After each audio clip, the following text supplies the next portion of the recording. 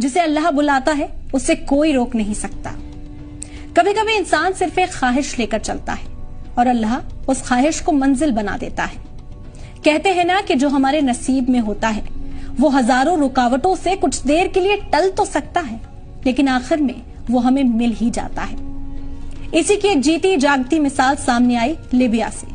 आमिर अल मेहदी मंसूर अल Gaddafi जो हज के लिए निकले थे, लेकिन उनका नाम गद्दाफी उनके रास्ते की दीवार बन गया। एयरपोर्ट पर उन्हें रोक लिया गया। वो चेकिंग प्रोसेस में उलझे रहे और फ्लाइट बोर्ड नहीं कर सके। वो सिक्योरिटी से गुहार लगाते रहे कि उन्हें जाने दिया जाए, लेकिन उनकी किसी ने ना सुनी और प्लेन उनके बगैर ही चला गया। उनका दिल टूटा, आंखें भीग गईं, लेकिन यकीन बाकी था।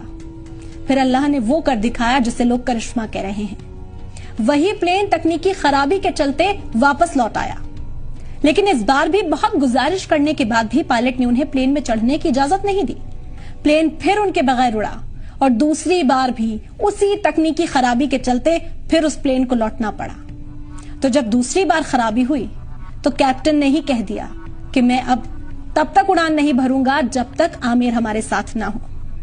यही होता है नसीब। जब अल्लाह कुछ लिख देता है तो पूरी कायनात उसे पूरा करने में लग जाती है। तीसरी बार वही फ्लाइट उसी आमिर के साथ मक्का रवाना हुई, क्योंकि अब वो सिर्फ एक मुसाफिर नहीं थे, वो अल्लाह के मेहमान बन चुके थे। आमिर ने बस इतना कहा, अगर हज मेरे मुकद्दर में लिखा है तो कोई ताकत मुझे रोक नहीं सकती।